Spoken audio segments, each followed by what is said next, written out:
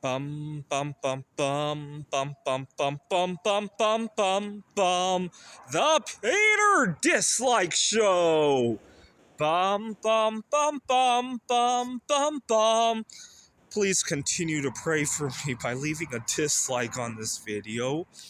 So something really interesting happened this past month that really goes to show that I have to be careful about uh, how I hold my boundaries, because a lot of people have different views than I do, and a lot of times if I uh, help people around me, they might not reciprocate in the same way.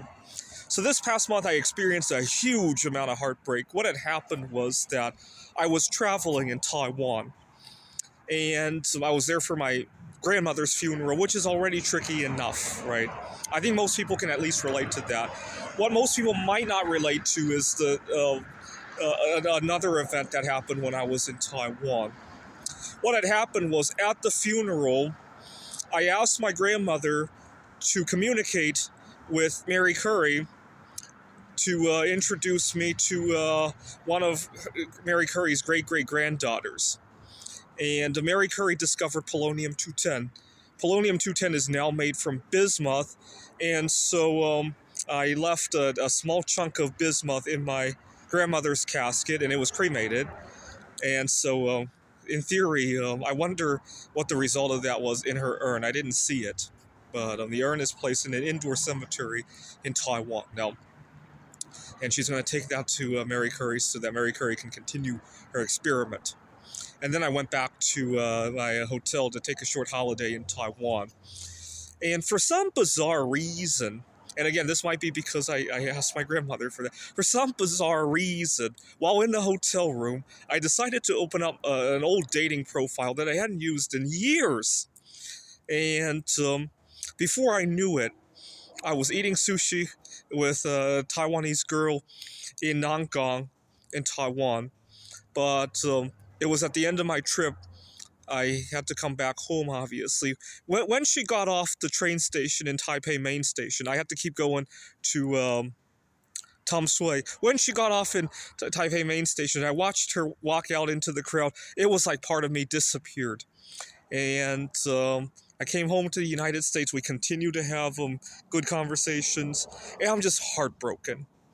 And in the midst of this heartbreak, I still have to take care of myself, right? I don't have somebody sharing the household responsibilities with. In fact, I'm really trying not to mess up my relationship with my roommates, because this roommate is actually a friend of a friend, and I don't want to mess it up.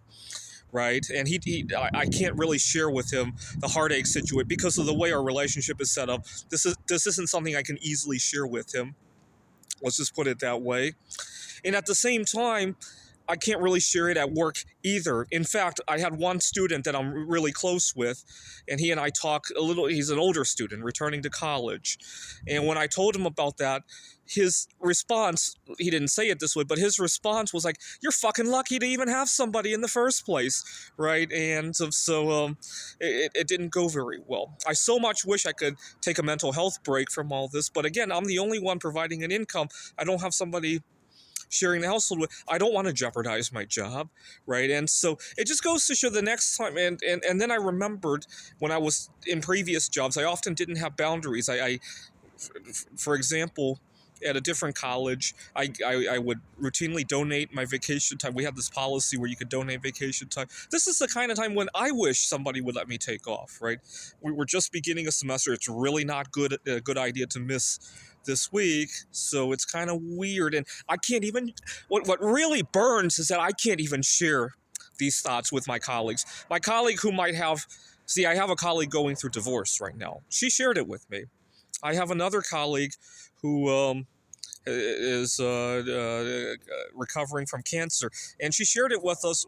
We were meeting up for just after hours, and she doesn't want to be drinking because she's recovering from cancer, and she shared it with us. And yet, the kind of situation that I'm going through, that doesn't lend itself very well to sharing, right? That's where it really hurts, right? I would imagine my situation is probably on par with some of those in terms of the amount of mental health drama, but it's not shareable, right? And so it just really goes to show that just because your colleague isn't going through some of these big events, it doesn't, or at least openly, doesn't mean they're not going through something, right? Because some of the things are not shareable. Imagine, this is one example. Another example would be, imagine decades ago, before same-sex marriage was as acceptable as it is today. If you had a heartbreak involving that, you probably couldn't share, right? Imagine you might not want to share your health condition either, right? If you're going through a health scare of some sort, right? I for example, I need to look for a misconnection of mine. I was at a board game meetup a little bit over a year ago when I missed out on a chance to make a move on a girl. What had happened was she had introduced herself, and I was interested in her, but then she mentioned she has type 1 diabetes. And judging by the way she introduced it to me, it was not something that she was born with. Just judging by it, it was recent diagnosis, right? You can imagine when she first became ill, it might not be something that she might share with the rest of the office, and she's probably battling whatever's going on at the office with this change in life, right? And you get the idea, right? And so maybe I shouldn't feel so bad next time I don't want to help my colleagues. I have to remember that the last time I had drama, I didn't get all that much help because of my difference in lifestyle, right? And maybe not to beat up myself too much when I don't help others. And it's kind of like, well, I just flew on a plane. It's kind of like put your own oxygen mask on first, except it's not an oxygen mask anymore. It's put on your oxygen mask first, even though we're on different planes, right? You don't even get to see what the drama going on the other. Imagine you're on the airplane, you're eye-chatting with, so you're video chatting with somebody, and both planes are going down. You need to put on your oxygen mask before you demonstrate to your partner how to put it on, right? It's kind of like that now. It's not even put on your oxygen mask first, right? This is the Peter Dislike Show. Bum bum bum bum bum bum bum bum bum bum bum bum.